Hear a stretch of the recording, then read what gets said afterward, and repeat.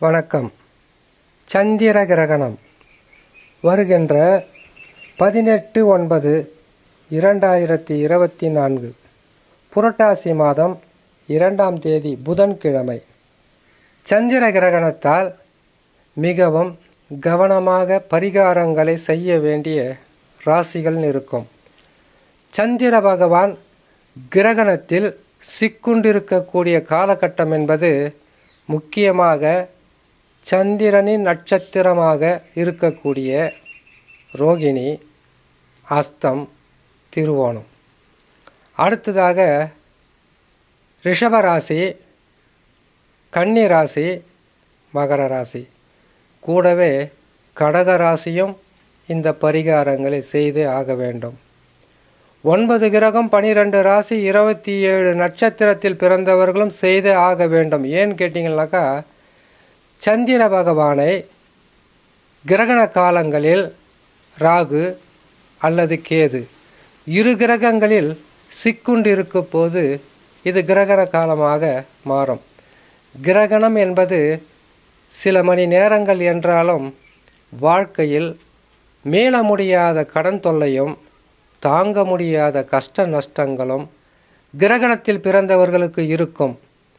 அல்லது கிரகண காலங்களில் இந்த நட்சத்திரக்காரர்கள் பரிகாரங்கள் செய்து கொள்வது மிகவும் அவசியம். சந்திர பகவான் கிரகணம் பெறும்போது சொன்ன மாதிரி ரிஷபராசியில் இருப்பது சந்திர பகவான் உச்சம் பெறுவார். கடகராசியில் ஆட்சி புரிவார். கன்னி ராசியில் அவருடைய சொந்த நட்சத்திரம் என்று சொல்லக்கூடிய அஸ்த நட்சத்திரம் இருக்கும். மகர ராசியில் திருவோண நட்சத்திரம் இருக்கும்.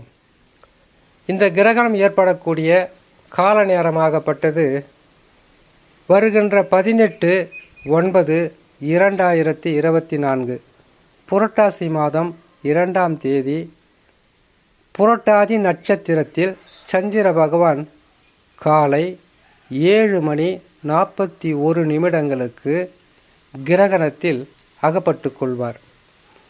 விடுபடுவது என்பது 8:47 இது திருக்கணித பஞ்சாங்கத்தில் கணித்து சொல்லப்பட்டிருக்கக்கூடிய பலன்கள். திருக்கணிதம் என்பது கோயில்களுக்கும், வாக்கிய கணிதம் என்பது நம்மை போன்ற மனிதர்களுக்கும் என்று முன்னோர்கள் சொல்லப்பட்ட கருத்து என்றாலும் ஆலயங்களில் சொல்லக்கூடிய ஒரு முக்கியமான காலகட்டத்தை நாம் கடைப்பிடிப்பது மிகவும் அவசியம். இந்த சந்திர கிரகணம் புரட்டாதி நட்சத்திரத்தில் ஆரம்பிப்பதனால் புரட்டாதி நட்சத்திரம் என்பது குருவின் நட்சத்திரம்.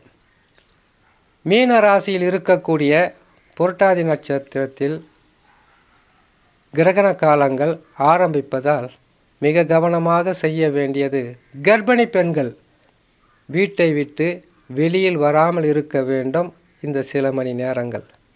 அது மட்டுமில்லாமல் எதையாவது கர்ப்பிணி பெண்கள் வீட்டில் வேலை செய்வது, உணவு உட்கொள்வது அல்லது ஏதாவது ஒரு பிரச்சனைக்காக வீட்டை விட்டு வெளியில் செல்வது மிகவும் பாதகத்தை தரும். கருவை சுமக்கின்ற தாய் வீட்டில் இந்த சில மணி நேரங்கள் பரிகாரங்களை செய்து கொண்டு அமைதியாக இருந்துவிட்டு கிரகண காலங்கள் முடிந்தவுடன் வீட்டையும் சுத்தமாக கழுவிட்டு நீங்களும் குளிச்சுட்டு அருகில் உள்ள சிவனாலயங்களுக்கு சென்று தரிசனம் செய்வது மிகப்பெரிய ஒரு பரிகாரமாக இருக்கும். அது மட்டுமில்லாமல் சந்திரனோ சூரியனோ கிரகண காலங்களில் இருக்கும்போது நாம் செய்யக்கூடிய முக்கியமான கடமைகள் ஒன்று இருக்கும். அது மேச முதல் மீன வரையில் உள்ள அனைத்து ராசிக்காரர்களாக இருந்தாலும் சரி, அஸ்வினி முதல் ரேவதி வரையில் உள்ள 27 நட்சத்திரக்காரர்களுக்கும் மிகவும் அற்புதமான வாழ்க்கையில் முன்னேற்ற பாதைக்கு கொண்டு செல்லக்கூடிய காலகட்டம் சொல்லலாம். வாழ்க்கையில் நமக்கு எல்லாமே கடனாளிகளாக ஆனத்தான் தெரியும், நோயாளிகளாக இருந்தால்தான் தெரியும்.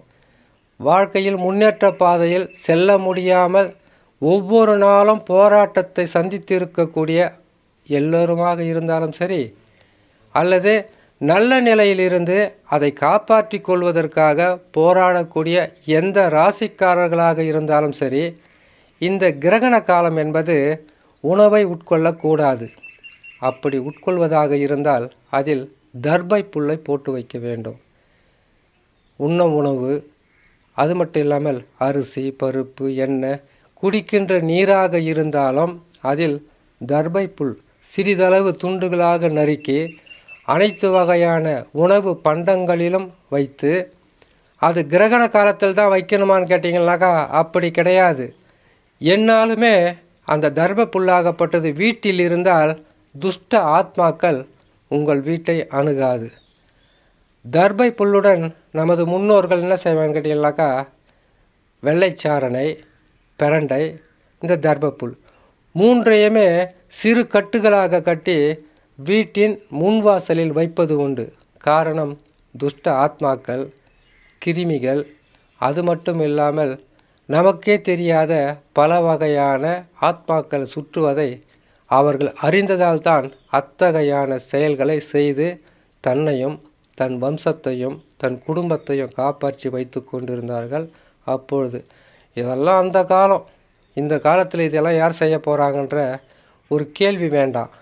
தர்பப்புல்லாகப்பட்டது எந்த தீய சக்திகளாக இருந்தாலும் உங்களிடத்தில் அணுகாமல் விலக்கி வைப்பதற்குண்டான மிகப்பெரிய ஒரு அருமருந்தாகவே இருக்கும் தர்பை புல். இது நாட்டு மருந்து கடைகளில் கட்டாயமாக கிடைக்கும். அதிகமாக போனால் 5000 10,000 ஒரு 10 ரூபா 20 ரூபா இருக்கும் அந்த கட்டு. அது ஒன்று வாங்கிட்டு போய் வீட்டில் பூஜை அறையில் அல்லது வாசற்படியில் வச்சிட்டிங்கன்னாவே உங்களுக்கு பெரிதளவு பிரச்சனைகள் இருக்காது. அது மட்டும் இல்லாமல் அன்றைக்கு வேலைக்கு செல்லக்கூடிய யாராக இருந்தாலும் அந்த உணவில் சிறு துண்டு, ஏன்னு கேட்டிங்கன்னாக்கா இங்கேருந்து நீங்கள் வேலைக்கு போட்டிங்கன்னாக்கா அந்த கிரகண காலத்தில் சமைச்ச சாப்பாடு எடுத்துகிட்டு போயிடுவீங்க. ஒரு துண்டு சிறு துண்டாக நறுக்கி அந்த தர்பப்புல்லை உணவிலும் குடிக்கின்ற குடிநீரிலும் போட்டு கொண்டு போவது உங்களுக்கு ஒரு வயிற்று வலியாக இருக்கட்டலாம். அடுத்தது பார்த்திங்கனாக்கா உங்களுக்கு வாந்தி வர மாதிரி இருக்கலாம். ஒருவேளை இதனால தான் இருக்குமோ என்ற சந்தேகம் வேணாம். அதை போட்டுட்டு போங்க. வீட்டில் இருக்கும்போது கூட நமக்கு தாகமாக இருக்கும், தண்ணியை குடிக்கணும், ஒரு துண்டு அதில் போகிறதுனால நம்மள குறைஞ்சிட்டு போய்டுமா, அதை செய்யலாம். உணவில் போட்டு வைக்கலாம், எண்ணெயில் போட்டு வைக்கலாம், குடிநீரில் போட்டு வைக்கலாம், போட்டு வைங்க. அது மட்டும் இல்லாமல் இந்த காலகட்டங்களில் மருந்து, அதாவது தீராத நோயாக இருக்கா, மருந்தை எப்போ சாப்பிடணும் தெரியுங்களா? கிரகண காலம் என்பது காலை 7:41க்கு ஆரம்பித்து 8:47 கிரகணம் விடுது. கிரகணம் விடுவதற்கு ஒரு 15 நிமிடங்களுக்கு முன்பதாக மருந்தை நீங்கள் உண்ணலாம்.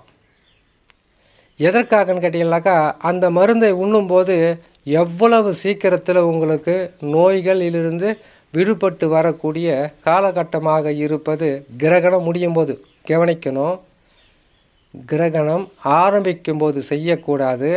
ஆரம்பித்த 3/4 மணி நேரம் 45 நிமிடங்களுக்கு பிறகு நீங்கள் மருந்தோ அல்லது மாத்திரையோ உண்டால் அதிலிருந்து விரைவில் நீங்கள் விடுபடுவதற்குண்டான வாய்ப்புகள் இருக்கும். அது மட்டுமல்ல, இன்னொரு முக்கியமான விஷயமும் இருக்குது. நீண்ட நாளாக கடனாளிகளாக இருக்கிறீங்களா? கடன் தீரலையா? எவ்வளவு கஷ்டப்பட்டாலும் கடன் தீர்த்து உங்களால் நிம்மதியாக வாழ முடியலையா? இந்த காலகட்டத்தை பயன்படுத்தலாம். கிரகணம் பிடித்த 40வது நிமிடத்தில் உங்களுக்கு கடன் கொடுத்தவரை அழைத்து உங்களால் இயன்ற வரை 1000 ரூபாயோ அல்லது 500 ரூபாய் எதுவாக இருந்தாலும் அந்த கடனை அடைப்பதற்குண்டான வழியை செய்யுங்க. விரைவில் உங்களுடைய கடன்கள் அடைக்கப்படும். இது சந்திர கிரகணத்துக்கு மட்டும்தான் இத்தகையான பலன்களா? சூரிய கிரகணத்துக்கு இல்லையான்னு கேட்டீங்களா? சூரிய கிரகணத்துக்கும் இதே பலன்கள் தான். இன்னும் 9ஆம் மாதம் சந்திர கிரகணம் வருது, 10ஆம் மாதம் சூரிய கிரகணம் வருது. கிரகண காலங்கள் என்பது நாம் எத்தகையான செயல்பாடும் செய்யாமல் அமைதியாக இருக்கக்கூடிய சில மணி நேரங்கள். கிரகணம் பிடித்து விட்டவுடன் வீட்டையும் சுத்தப்படுத்தி நீங்களும் குளித்து யாரும் வெளியில் போகாமல் இருந்து, எவ்வளோ நேரம் ஆகுது? 1 மணி நேரம் செல்கிறது தானே. அதுக்காக பொறுமையாக இருந்து நீங்கள் செய்து வந்தால் மிகப்பெரிய ஒரு நற்பலன்கள் என்பது கிடைக்கும். இந்த கிரகண காலங்களில் ஆண் பெண் சேர்க்கை இருக்கக்கூடாது. ஏன்னு கேட்டிங்கனாக்கா, இந்த கிரகண காலத்தில் நீங்கள் அப்படி ஆண் பெண் சேர்ந்து கரு உருவானால் வீட்டிற்கும் கேடு, பெற்றவர்களுக்கும் கேடு, குடும்பத்திற்கும் கேடு, ஏன் உங்களுடைய வம்சத்திற்கே கேடாக கூட வரலாம். கிரகணம் என்பது சந்திரனை கேது பகவான் விழுங்குவது சந்திர கிரகணம். சூரிய கிரகணம் என்பது ராகு பகவான் சர்ப்ப கிரகங்களால் பல வகையான சிக்கல்களை அனுபவிப்பது. ஒளி கிரகம் என்று சொல்லக்கூடிய சூரியனையும் சந்திரனையும் விழுங்கக்கூடிய மிகப்பெரிய ஒரு பாதக காலகட்டம் தான் இது. இந்த காலகட்டங்களில் ஒளி கிரகம் என்றால் என்ன? சூரிய பகவான் உயிர்காரகன், சந்திர பகவான் உடல் காரகன். உயிர்காரகன் தன்னுடைய இயல்பான சக்தியை இழந்து இருக்கக்கூடிய இந்த காலகட்டத்தில் நாம் எதையும் புதுசாக செய்யக்கூடாது. சந்திர பகவான் உடல் காரகன். உடல் காரகன் தன்னுடைய சக்தியை இழந்து சர்ப்ப கிரகங்களின் பிடியில் சிக்கி தவித்து கொண்டிருக்கக்கூடிய இந்த காலகட்டத்தில் எது செய்தாலும் அது பெரிதளவு வெற்றியை கொடுக்காமல் தீய பலன்களை கொடுத்துவிடும். ஜாதகத்தில் மிகப்பெரிய ஒரு சூட்சும ரகசியம் உண்டு. சர்ப்ப கிரகங்கள் என்று சொல்லக்கூடிய ராகு கேதுக்குள் அகப்பட்ட எந்த கிரகமாக இருந்தாலும் அதனுடைய சக்தியை இழந்துவிடும், சுபத்தன்மை இழந்து பாவ பலன்களை அள்ளி கொடுத்துவிடும்.